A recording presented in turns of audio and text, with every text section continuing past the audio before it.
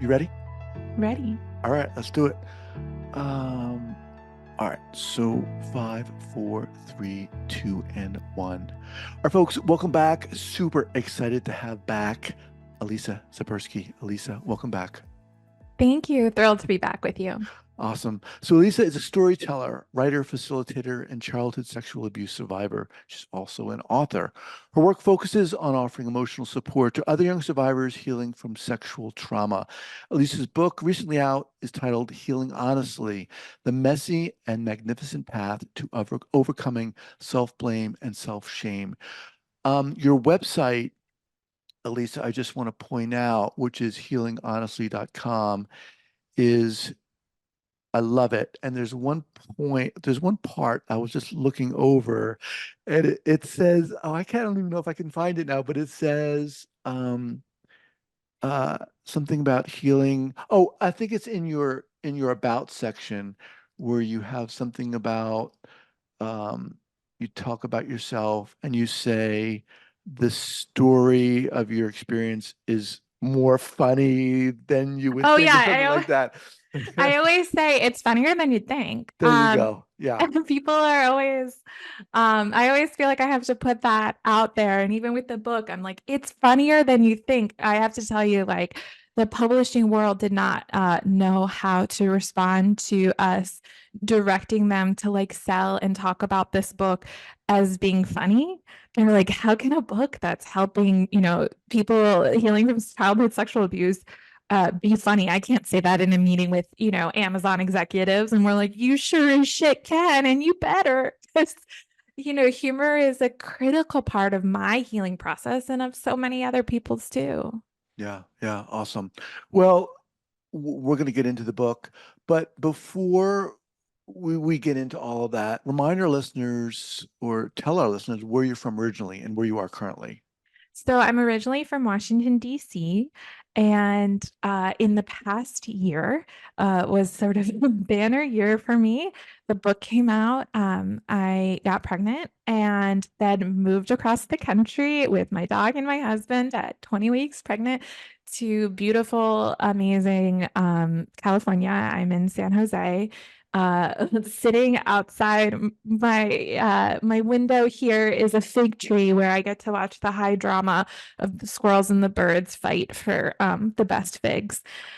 So I'm still in very much like romantic honeymoon in love with California phase.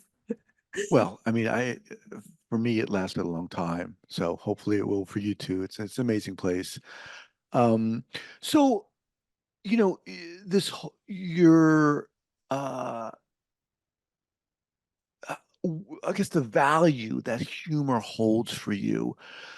When you put humor and trauma or humor and abuse in the same sentence, I think a lot of people might not know what to do with that. But you wear that, you honor that, and it shows up a lot in what you do, and certainly even your website, and throughout your book too. How did all this start for you? Give us, I hate to use the word thumbnail, but give us uh, Yeah. a glimpse of Yeah. how all this began for you.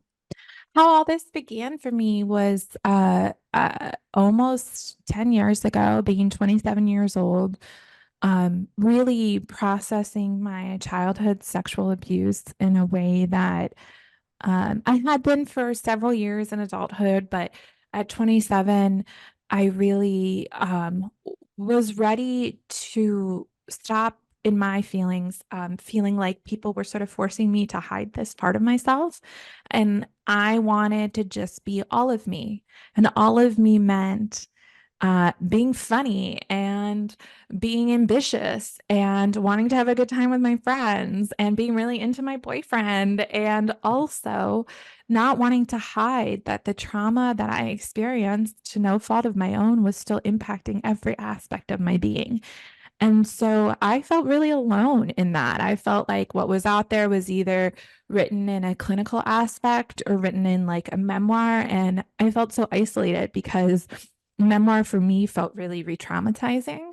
Mm. And the clinical stuff just sort of made me feel a heaviness, like there was something like fundamentally wrong with me. And When you say I clinical just stuff, were you referring to like popular psychological books on trauma? Yeah, Okay. books written by therapists, even like websites just being like, here's what to expect when you're living with PTSD, Right. or, and it's like photos of like veterans and like, Hmm. which is understandable, but not at all reflective of my experience. Books written by doctors,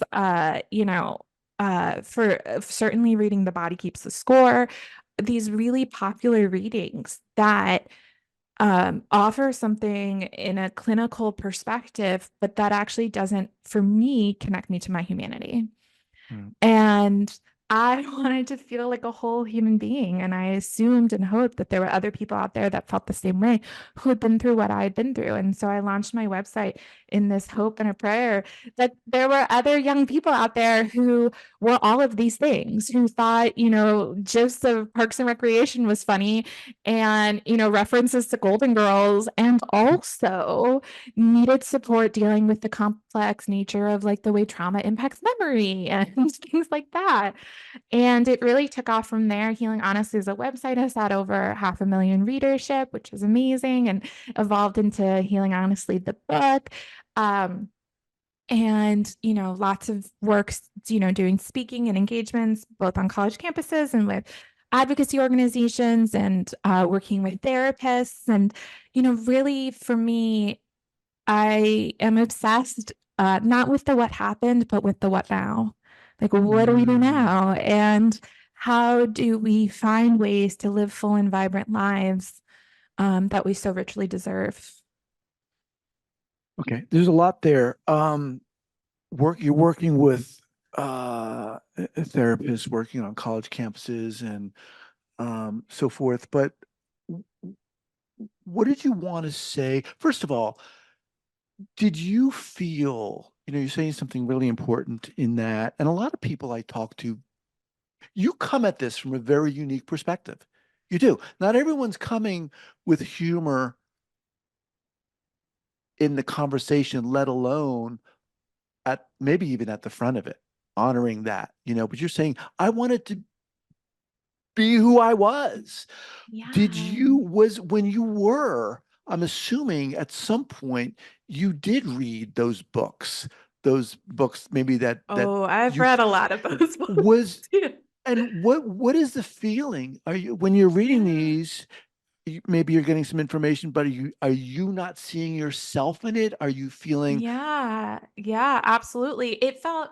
There's a mix of things. I think in memoir that's written by other survivors, I think for me, what I felt, is this feeling of, in reading somebody else's experience, the bias in my mind due to rape culture and the way that survivors are treated in this world by the people around them and society writ large was that, like, what happened to me doesn't count and isn't real. So I would read other survivors' experiences and be like, oh, that trauma, that's real capital T trauma. What happened to me? And then I would find a way to minimize my own pain, because that's what had been done to me by the people around me, by the world at mm, large, ad nauseum. And so I couldn't even take in the sense of connectedness, that you would ideally get from reading a memoir, because all I could feel was my own internalized minimization of what I had been through.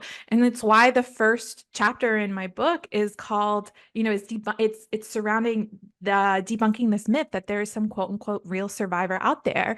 And for XYZ reason, I'm not it. Because I know what it's like to pick up these books that are probably filled with a lot of really helpful stuff, but you can't mhm, even get to that useful stuff because you've been programmed by everyone around you to think like, oh no, that person who's writing that, their shit is real, but mine doesn't mhm. count and isn't as real as theirs. And so that sort of speaks to the memoir. And then the stuff written by, psychiatrists and doctors and things like that kind of just made me feel like I was like a traumatized lab rat. Like, I don't need to read about the health outcomes that I am likely, going to be subjected to because of something that happened to me as a child that I had no control over. That wasn't my fault. On one hand, it's like I need to know some of that because I Right. need to be able to educate my doctors and advocate for myself to say, like, hey, I am much more likely to have, risks of cancer and risks of heart disease and this, that, and the other because of my trauma.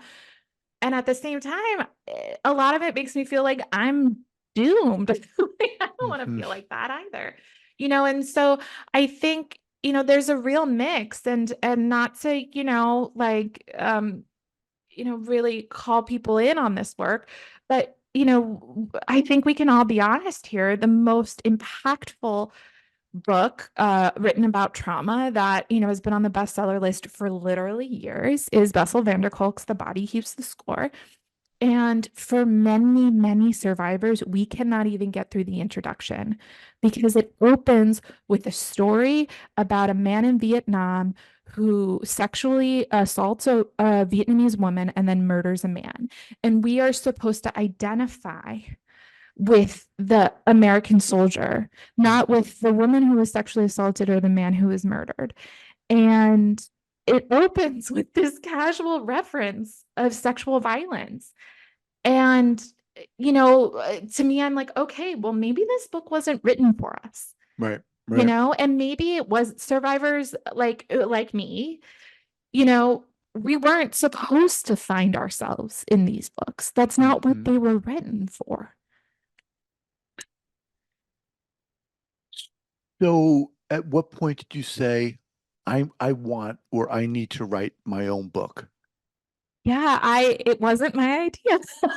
It was my editor and my agent are both open about this. They are both survivors and they both came to my work through my website for personal reasons and saw the work and saw that there is so little out there for us. And each independently approached me about working together on this book. And the three of us, became this little powerhouse triangle of survivorship and support and badassery. And together we did this. When you're writing a book proposal, one of the key components of any book proposal is you write a list of comparable titles. So you're writing what is out there and what is out there for this audience and what's out there for this audience from, this general perspective. And it was like so minimal, a self-help book for childhood sexual abuse survivors, for which there are millions of us, Hmm. Hmm. that was not written by a doctor or a therapist. And you know, what did you yeah, want to do differently? I wanted it to feel like a conversation between friends. And I wanted it to feel like, okay, I know this shit is so scary. I know for those of us who've been on our healing journeys, we usually have a stack of books that we have read like a couple of pages of and then put down, or like Mm. just for whatever reason cannot bring ourselves to read. And I wanted to say, I know diving into this stuff is hard. And I want to make it as approachable and accessible and comfortable and not so damn scary to be able to get the support we all deserve.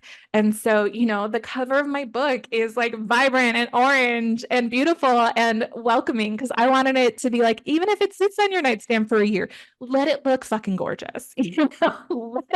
Let it be a vibe. And I wanted it to use real language we use with our friends, cursing, jokes, talking, because we should be able to use the language that we use to talk about any other aspect of our lives, to talk about our trauma and to talk about healing. Because that's, to me, in my opinion, how we become integrated. So it's not this like dark, scary thing that lives all the way over here. It's all, we get to be a whole ass person in our healing. And Hmm. so I wanted it to feel like a friend who felt approachable and conversational. And that is honestly what I hear from so many therapists who recommend this book to their clients and their patients, is they're like, I can say this stuff as a therapist until I am blue in the face. But Hmm. until they hear it from another survivor, it hits differently. And so this book is not to replace therapy, to replace therapeutic modalities, not to be a substitute, but an addition, because there is something that can come from hearing from other people who are Of like, I course. see you. I have these same scary ass voices in my head, and you are not alone, and we can figure this out together. It's amazing. Since the book has come out and what has been out, what, a A year? year now. Yeah, like almost Okay. exactly. Yeah. Okay.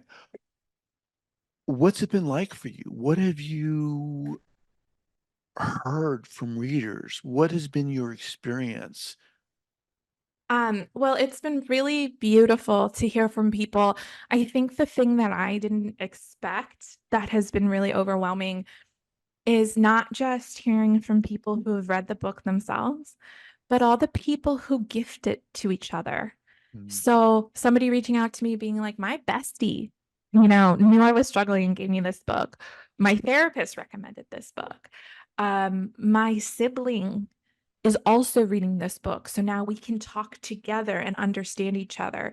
For me, what has been so beautiful and exciting and emotional is to see that this book has afforded people sort of like a shared language, a mhm. shared approach, so that, even if you're struggling within like your family unit, your chosen, like your friendships, your relationships, your partners, somebody else can read this book and be like, I get you now. Like I get what you've been trying to communicate to me. So for me, it's been really beautiful to see it used as this tool to have deeper conversations, and that's like so beautiful to me because this book is obsessed with relationships, obsessed with your friend. There's a whole chapter on friendships, there's a whole chapter on dating, there's a whole chapter on sex, there's a whole chapter on family. Like being in relationship, in my opinion, is like what makes us feel alive, and that's like Mhm. what life is about. And so hearing that this book is a tool to help people be in relationship with each other, is like really profoundly moving to me. It's interesting to hear you talk about this, Elisa. I'm wondering if there was a distance, there was a kind of a chasm, or there was a distance that you had to cross to get to this point. Because Mm. when you first were, or when you were, and I'm sure to a certain extent you're still dealing Oh with, yeah. of course, you know, Yeah. working with that and dealing with the trauma and how you were moving through life, were you similarly as in touch with yourself, with your humor, with your Mm. love of relationship, or was that something that you needed to find again? And now that you found that, okay, I can write about Mm. that and share that importance of that. I think I've always been obsessed with feelings. I was like the kid, in third grade on the playground being told I should be a therapist. I was always really obsessed with feelings and always obsessed with hearing people's stories and being in relationship to people. But I think what changed for me was the compartmentalization. And I used to just put the whole ass part of myself just on the shelf. And I was like, this is too dark and scary to share with people. This is too dark and scary. I isolated a lot in earlier stages of my life. I desperately needed people and didn't know how to need them, and didn't know it was okay to need people, and didn't know how to navigate conflict and boundaries.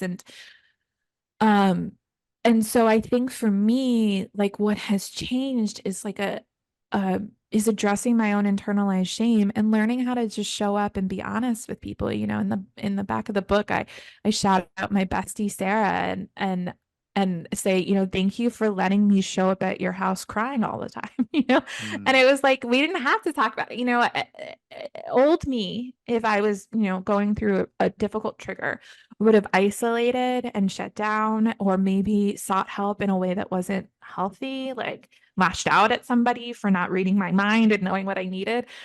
And and now I'm like, I text my bestie and I'm like, I am a fucking disaster. I'm going through a trigger. She knows what that means now.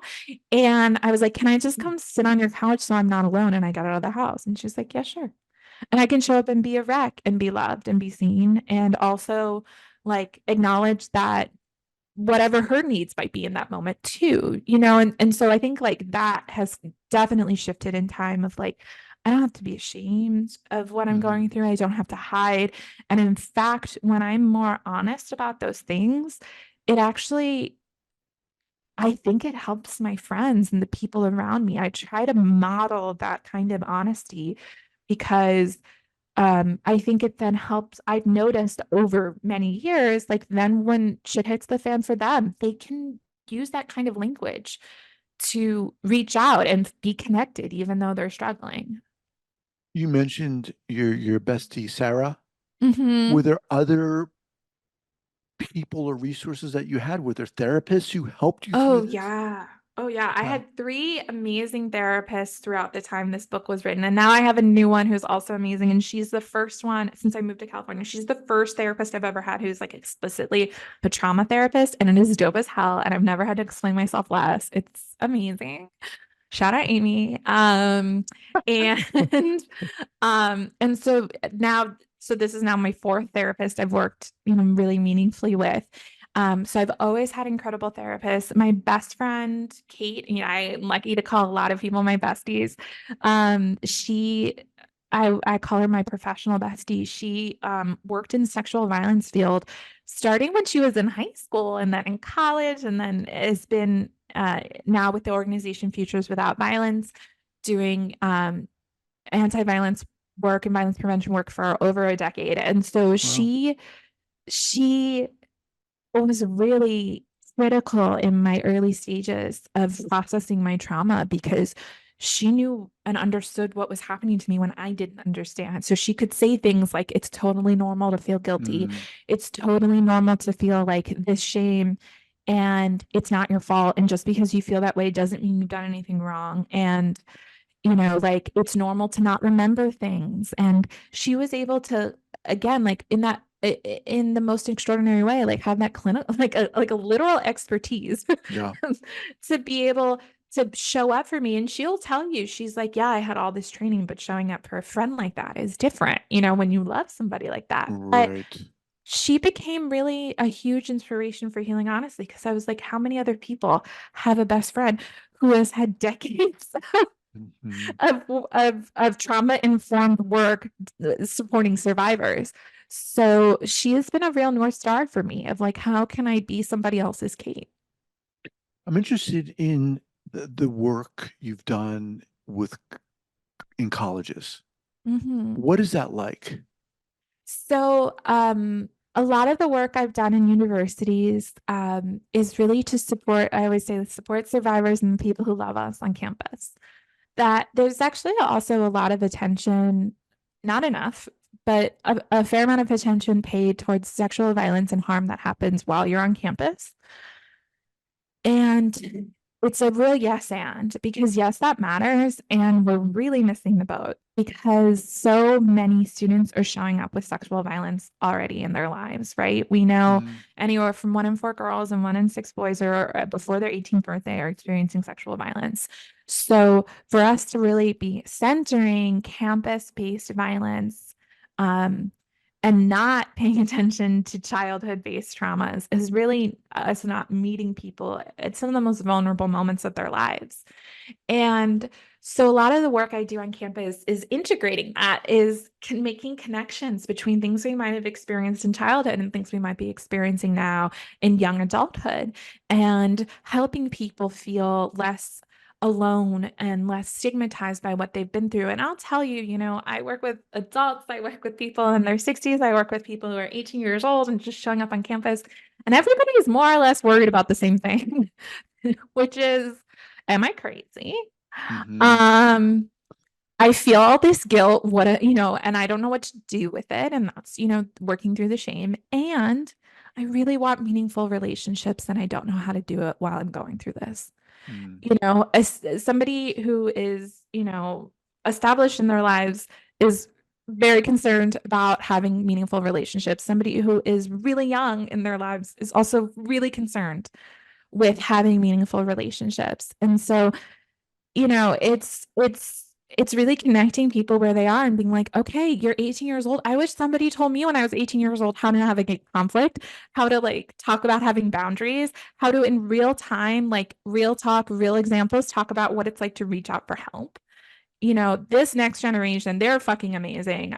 Like they have like all the language. They have so much more of a deeper understanding of mental health, of like healthy relationships. They're so fucking cool. And being on campus is amazing with them and like always deeply humbling.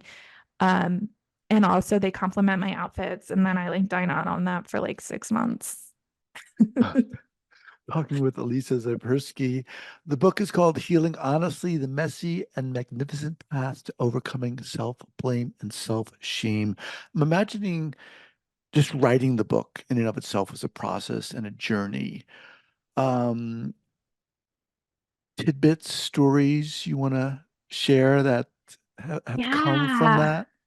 Yeah, so something really wild has happened, which is that the like passage that most people I see like either call out in an email to me or they post it on social media is this passage in the very beginning of the introduction of the book that almost did not make the book and was not in the original manuscript and wasn't even through all the edits. It was something that came because we had somebody who was on the team, peripherally on the sort of team of creating this book, and she uh put all of these notes in like the final manuscript, basically saying, not basically saying, actually saying, you need to share more about your trauma. Your timeline doesn't add up. Your abuser, is he alive here? Oh my gosh, he's still alive. You didn't make that clear. What ages were you when this happened? This, that, and the other. These really, really re-traumatizing questions of needing thinking that they're entitled to my story. This is not a Mhm. memoir, right? I use my story as an example and as a storytelling device, but it's not a memoir. But that they thought that they and therefore readers were entitled for me to share more than I was comfortable with.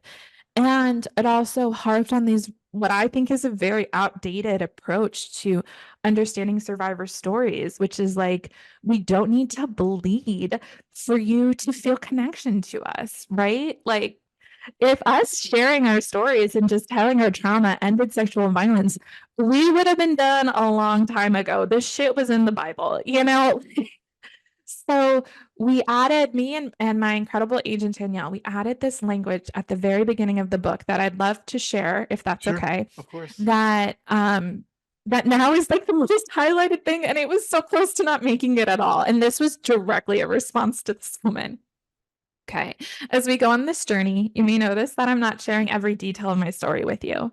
You may have questions about the who, what, when, where, and why of my timeline, but I invite you to let go of those questions for now, because the point of this book is not what happened to me then. It's about what's happening to us now. It's about the questions we can explore together, the wisdom we can share with one another, and the community we can cultivate right here. Trauma is messy and nonlinear. We do not need to recount, nor may we be able to recount all the details of our abuse in order to share our stories with each other. Um, and so I'm here to remind you as often as you need that our stories are our own to tell, however the hell we please. I hope that by sharing this with you, it may encourage you to see that your truth does not need to be wrapped up in a neat little bow for it to matter. Our stories do not have to be nice and tidy for other survivors to find support and healing in them.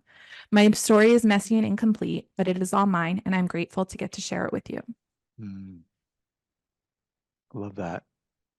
I think Thank you. that feels like it gives a lot of people permission to finally share without having to do it so that that person or everyone else can understand it.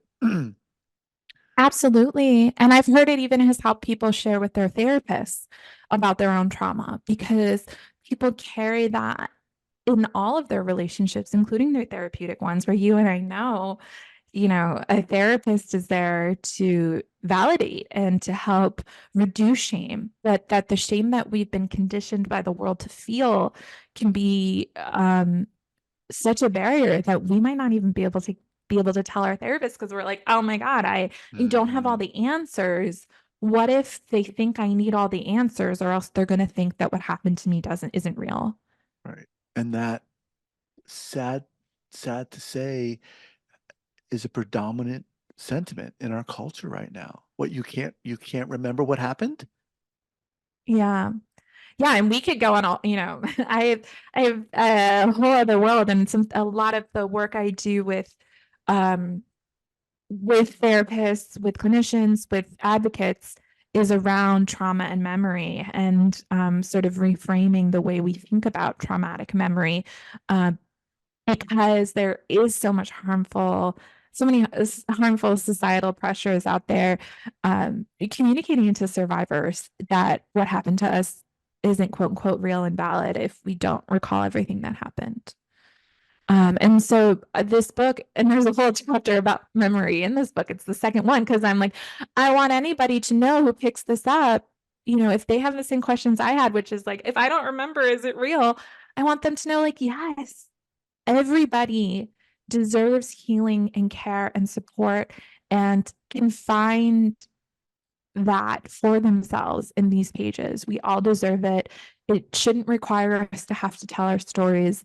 And I really, I'm glad that people can find it in the privacy of these pages for themselves at their own pace whenever it feels right to them. So as we kind of wind down here, you mentioned you're working with therapists. In what context are you working with them? What capacity, rather, are you working with them? Yeah. So, one is getting to talk with a lot of therapists like this in public facing conversations, which I'm so thrilled to do, and doing some trainings with organizations around questions of traumatic memory, around questions of sort of what CSA survivors really want, therapists and clinicians and social workers to know and understand about them. And then I'm also working with statewide coalitions against sexual violence, who are made up of lots of different legal, medical, social clinicians and workers and advocates who do this work. I next week will be giving an opening keynote at the Ohio Alliance to End Sexual Violence, and then we'll be doing the same in Nevada in the upcoming months. And so I really am thrilled and honored to get to talk with people who work with survivors in these ways, and to help support them do this work, and to help them feel also well resourced, Right. because even though so many of them are survivors themselves, and I hear that, it takes all of us. It Yeah. takes all of us from different perspectives supporting somebody through their healing. Awesome. Exciting. How do people reach you? What's the best way? Yeah, you can reach me through healinghonestly.com, and Alisa at healinghonestly.com, ALISA at Okay. healinghonestly.com. You can shoot me an email or follow me on social media as well. All right. We'll have those linked up here at the show notes page at the traumatherapistpodcast.com. Alisa, come on. You are freaking amazing. Seriously, so inspiring. That's why I love having you here. You're doing it. You're just like Thank you. you exude compassion and authenticity, and I hope that's what, my podcast is about. So, welcome back anytime. You always hype me up so well, Guy. I'm always thrilled to be in conversation Well, with you. it's the truth, man. So I love it. Take care. Thank you. All right. Bye bye.